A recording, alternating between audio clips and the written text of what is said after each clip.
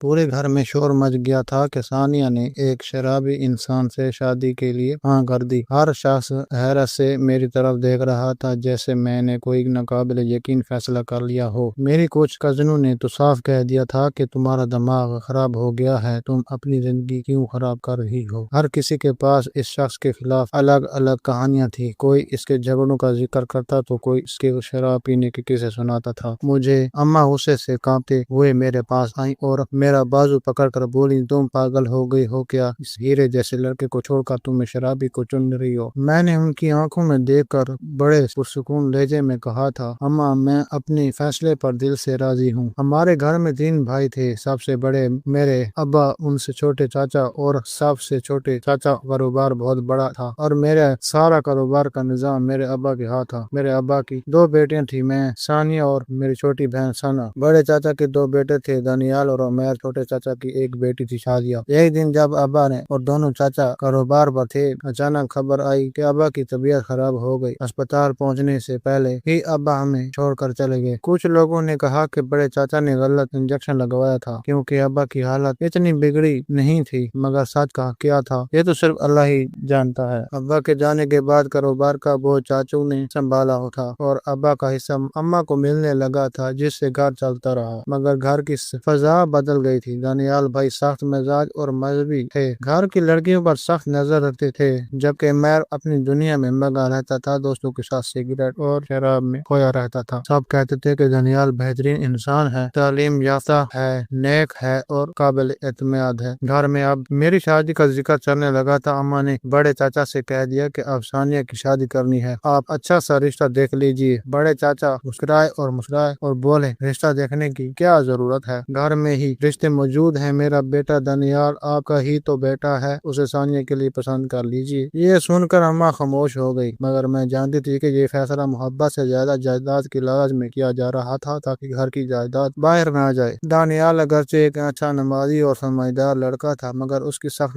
مزاجی سے میں ہمیشہ مجھے اس لڑکے گھبراتی تھی۔ اماں جب گھر آئی تو میں پھٹ پڑی، مجھے اس لڑکے سے شادی نہیں کرنی، اس کا منہ ہمیشہ بگڑا رہتا ہے، چہرے سے تو وہ بات تک نہیں کرتا، ہر وقت غصے میں رہتا ہے۔ میں زور زور سے چیخ رہی تھی اور اماں مجھے چپ کروانے کی کوشش کر رہی تھی۔ وہ تھکے ہوئے لہجے میں بولی، بیٹا ہمارے سر پر تمہارے باپ کا سایہ نہیں ہے، اب ہمارے سر پر تمہارا باپ نہیں ہے، دانیال کا گھر بیٹا ہے، تمہیں خوش رکھے گا، ہمارا بھی سہارا بنے گا، تم شادی کے بعد بھی گھر سے دور نہیں جاؤ گی، میری آنکھوں کے سامنے رہو گی۔ مگر میں روتے ہوئے چہرے کے ساتھ خاموش ہو گئی تھی۔ دل میں فیصلہ کر لیا تھا کہ چاہے کچھ بھی ہو جائے میں اپنی مرضی کے بغیر یہ شادی نہیں کروں گی، مگر چونکہ یہ بات بیچ چکی تھی کہ شادی چاچا کی ہاں ہی ہوگی اور میرا بہت احتجاج کے باوجود اماں نہیں مانی تھی، تو میں نے ثنا کے سمجھانے پر صبر کر لیا تھا، حالانکہ میں جانتی تھی کہ ہم تینوں عورتوں کا ان مردوں کے سامنے بس نہیں چلنا تھا۔ میرے سر میں درد ہو رہا تھا، میں چائے پینے کے لیے کچن میں گئی اور اپنے لیے چائے بنانے لگی۔ چائے بنا کر جیسے ہی میں واپس آ رہی تھی، ہمارا پورشن چھت پر تھا اور راستے میں سیڑھیاں آتی تھی، سیڑھیوں کے ساتھ دانیال کا کمرہ تھا جس کی کھڑکیاں سیڑھیوں پر کھلتی تھی۔ میں وہاں سے گزر رہی تو مجھے عمیر اور دانیال کی بحث کرنے کی آوازیں آنے لگی۔ ایک لمحے کے لیے میں نے روکا تو عمیر کہہ رہا تھا کہ بھائی، پہلے آپ نے اس سے دوستی کی کا ناجائز فائدہ اٹھایا، آپ اس شادی سے مکر رہے ہیں، میں ابا سے بات کروں گا، وہ بھی 3 بچی ہے، اس کی بڑی ماں لوگوں کے گھروں میں کام کرتی ہے، ان کی بددعا لگے گی آپ کو۔ دانیال عمیر کی بات سن کر عجیب سی ہنسی ہنسا اور ہنس کر بولا، ارے تمہیں کب سے ان باتوں کی فکر ہونے لگی؟ وہ تو سارا دن تم میٹھے کاموں میں مصروف رہتے ہو، گھر کے کاموں کی فکر نہیں ہے تمہیں، اتنی نیکیوں کی کب سے فکر ہونے لگی؟ تو عمیر کی آواز آئی کہ بھائی یہ سب میں اپنے دوستوں کے ساتھ کرتا ہوں، مگر میں کسی کے ساتھ غلط زیادتی نہیں کرتا، میں ابا سے بات کروں گا، ابا کو بتا دوں گا کہ آپ نے کسی معصوم لڑکی کے ساتھ کیا سلوک کیا ہے۔ اس پر دانیال نے تیز لہجے میں کہا کہ تمہاری بات کا یقین کون کرے گا؟ تمہیں کیا لگتا ہے کہ تمہاری اس بات کا یقین کون کرے گا؟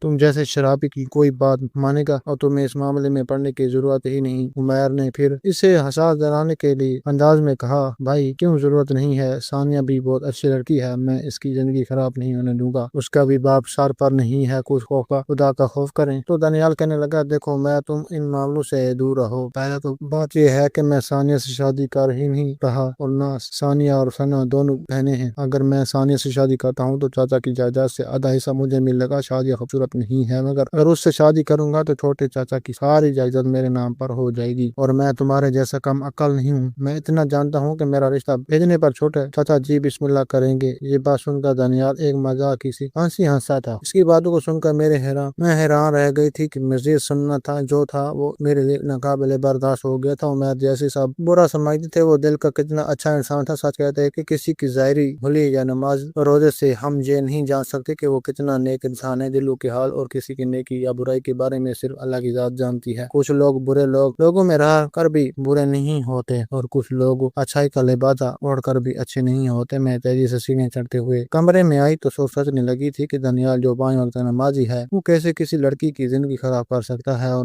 جانے وہ معصوم کون ہوگی جس کے ساتھ اس نے برا کیا ہوگا۔ اسی لمحے میں نے فیصلہ کر لیا تھا اور 1 منٹ کی بھی دیر نہیں کی تھی کہ میں بڑے چاچا کے کمرے میں چلی گئی۔ دروازہ کھٹکانے پر اندر سے آواز آئی تھی، آ جاؤ۔ میں نے سلام کیا تو انہوں نے چشمہ نیچے کر کے میری طرف دیکھا۔ میں ایک طرف دیکھ رہی تھی کیونکہ آج سے پہلے میں کبھی ان کے کمرے میں نہیں گئی تھی۔ میں نے کہا، چاچا میں آج آپ سے ایک بات کہنا چاہتی ہوں۔ تو وہ بولے، جی بیٹا ضرور۔ میں نے کہا، مجھے دانیال سے نہیں عمیر سے شادی کرنی ہے۔ میری اس بات پر ایک لمحے کے لیے حیرانی ان کے چہرے پر نظر آئی، پھر اگلے ہی لمحے انہوں نے کہا تھا، ٹھیک ہے میں آپ کی اماں سے بات کر لوں گا، آپ جائیں۔ جب یہ بات اماں کو پتہ چلی تو جی بھر کے غصہ ہوئی تھی مجھ پر، مگر حقیقت کیا تھی تو یہ صرف میں ہی جانتی تھی۔ آخرکار میری شادی کی تاریخ طے ہوگی اور عمیر سے میری شادی ہوگی، اور آج میں بہت خوش ہوں۔ میرے شوہر نے اکثر برے کام میری خوشی کی خاطر چھوڑ دیے ہیں، کیونکہ وہ دل کا بہت اچھا انسان تھا۔ وہ کسی کو دکھی نہیں دیکھ سکتا تھا اور نہ دکھی کر سکتا تھا۔ دانیال نے شازیہ سے شادی کر لی، مگر سچی خوشی مجھے کبھی بھی شازیہ کے چہرے پر نظر نہیں آئی۔ یہ کہانی سننے کا مقصد صرف یہ ہے کہ جو لوگ بظاہر نیک نظر آتے ہیں یا جو لوگ بظاہر برے نظر آتے ہیں، ہم ان کے بارے میں یا انہیں دیکھ کر کوئی ارادہ قائم نہ کرو۔ کسی بھی انسان کا اللہ کے نزدیک مقام کیسا ہے یہ صرف اللہ ہی جانتا ہے۔